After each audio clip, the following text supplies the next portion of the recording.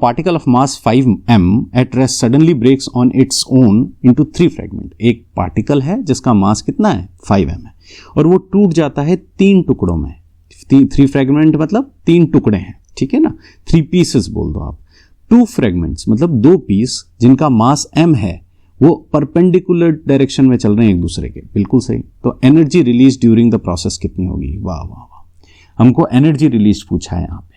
तो energy release के लिए हमको टोटल एनर्जी क्या होगी? काइनेटिक एनर्जी निकालनी पड़ेगी. सही है. पर सर टोटल काइनेटिक एनर्जी निकालने के लिए आपको तीनों की स्पीड पता होनी चाहिए. आपको तो सिर्फ 2 की स्पीड पता है, वो है v, और वो भी म्यूचुअली परपेंडिकुलर है. ठीक है. तो चलो थोड़ा सा क्वेश्चन को ब्रेक करते हैं और समझते हैं कॉन्सेप्ट. तो सबसे पहले हमारे पास एक पार्टिकल है जिसका मास है कितना 5m और क्वेश्चन में क्लियरली बोला है कि वो रेस्ट में है इनिशियली. अगर वो रेस्ट में है तो उसकी इनिशियल वेलोसिटी कितनी हो जाएगी? 0 हो जाएगी. ठीक है. अब सर ये 3 टुकड़ों में टूटा है, 1 2 और 3. ठीक है. अब सर आपने तीसरा बड़ा क्यों बनाया? बिकॉज क्वेश्चन में ये बोला है कि 2 फ्रेगमेंट जो है उनका मास m है, तो दोनों को m बोल देते हैं. अब बचा हुआ मास जो है वो तीसरे के पास जाएगा. कितना? क्योंकि कंजर्वेशन ऑफ मास भी तो होगा. m और m 2m और 5m में से कितना बचा? 3m. तो टोटल हमारा तीनों ऐड करते ही 5m आ रहा है. बिल्कुल सही. अब ये बोल रहा है कि जिनका मास m है वो दोनों एक दूसरे से म्यूचुअली परपेंडिकुलर जा रहे हैं. तो अगर ये वाला ऐसे जा रहा है वेलोसिटी v से, तो पहला वाला ऐसे जा रहा है विद वेलोसिटी v. सर आप ऐसे कैसे बोल सकते हो? आप तो पहले वाले को भी v ऐसे बोल सकते हो और दूसरे वाले को भी ऐसे बोल सकते हो. बिल्कुल, आप अपने हिसाब से कोई भी कॉम्बिनेशन लगा लो, लेकिन ये दोनों हमेशा परपेंडिकुलर होंगे सेम वेलोसिटी से. फिर से पढ़ लेते हैं वो line. 2 fragments of mass m each move along mutually perpendicular direction with speed v. ठीक है. एनर्जी रिलीज निकालनी. तो सबसे पहले हमको क्या है, इनकी एनर्जी तो पता है, हाफ mv स्क्वायर, राइट. तीसरी की एनर्जी निकालने के लिए हमको काइनेटिक एनर्जी निकालना पड़ेगा और वेलोसिटी निकालना पड़ेगा. वेलोसिटी निकाल लेते हैं.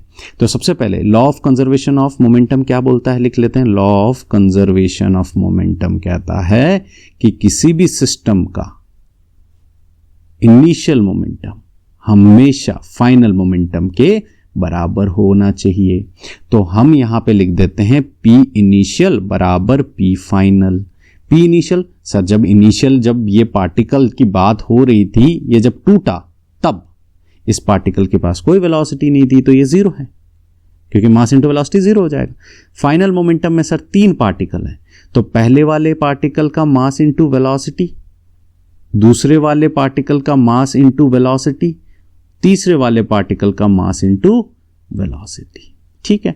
v1 v2 v3. तो यहां लिख देता हूं v1 v2 और v3. ठीक है भाई, कोई दिक्कत? ठीक है. मैं फिर से रिपीट कर देता हूं. 3 पार्टिकल में टूटा है, तीनों के इंडिविजुअल मोमेंटम ये हो जाएंगे. ठीक है.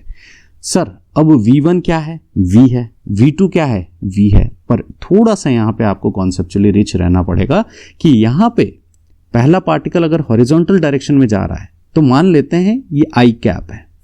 आई कैप मतलब हॉरिजॉन्टल एक्स एक्सिस. ठीक है. आपने पहले वाले को ही क्यों किया? क्या फर्क पड़ेगा? दोनों का मास सेम है और दोनों म्यूचुअली परपेंडिकुलर. आप दूसरे वाले को ले लो, क्या फर्क पड़ेगा? तो v j कैप. ठीक है. ये वेलोसिटी आ गई और यहां 3m v3 आ गया. v3 का हमको वैल्यू नहीं पता है. मैं फिर से रिपीट कर देता हूं. ये आई कैप और जे कैप क्यों बताया? क्योंकि आई कैप एक्स एक्सिस की तरफ, जे कैप वाई एक्सिस की तरफ. मैं अज्यूम कर रहा हूं दोनों परपेंडिकुलर है. ठीक है ना.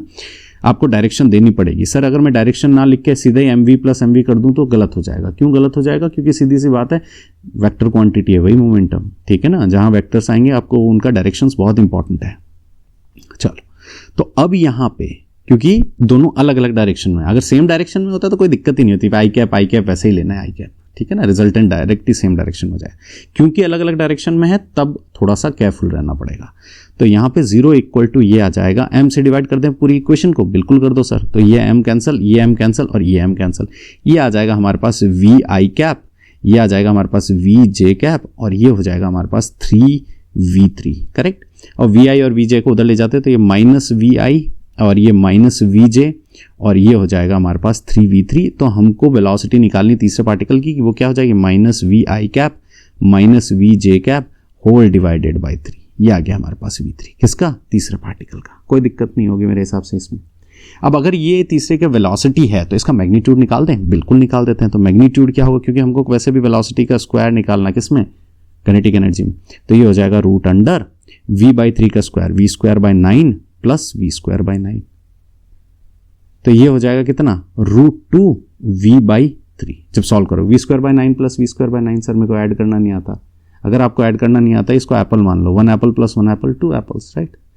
तो मैं यहाँ पे सॉल्व करके चलो दिखा देता हूँ। तो v²/9, एक एप्पल यहाँ पे है, एक एप्पल यहाँ पे है, तो 2 एप्पल हो जाएंगे। क्या होगा? 2 नहीं होगा, 2 एप्पल होंगे। तो एप्पल किसको माना है? v²/9 को।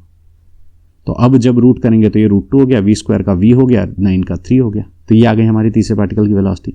अब हमको वेलोसिटीज मिल चुकी हैं, तो एनर्जी निकाल देते हैं। तो total energy will be the sum of all the 3 kinetic energies, because तीनों मोशन में है। Kinetic energy of first particle, kinetic energy second particle की, plus kinetic energy third particle की। अब kinetic energy sir first particle की ½ mv²। Sir यहाँ आई cap नहीं लोगे? अरे एनर्जी स्केलर याद आया, वर्क पावर एनर्जी, ठीक है, ½ mv²। और यहां पे जब इसका स्क्वायर करेंगे तो ½ m, अरे सर m नहीं है, 3m है, क्योंकि तीसरा पार्टिकल का मास 3m है, टोटल मास 5m है, ठीक है, इनटू इसका स्क्वायर कर देते हैं, हो जाएगा 2v²/9। अब सिंप्लीफाई कर लेते हैं, ½ mv² और ½ mv², सर आधी एप्पल और आधी एप्पल, सर पूरी एप्पल, सो ये हो जाएगा mv²। प्लस अब 2 से यहां पे 2 कैंसिल कर देते हैं हम, और ये 3 3 कर देते हैं, तो ये हो जाएगा 1/3 ऑफ एन एप्पल, करेक्ट। अब इसको सिंप्लीफाई कर देते हैं, 3 + 1 4/3 mv²। देख लेते हैं हमारा आंसर करेक्ट है या नहीं। सो 4/3 mv² टोटल एनर्जी आ गई सिस्टम की, ठीक है, ये है ऑप्शन डी।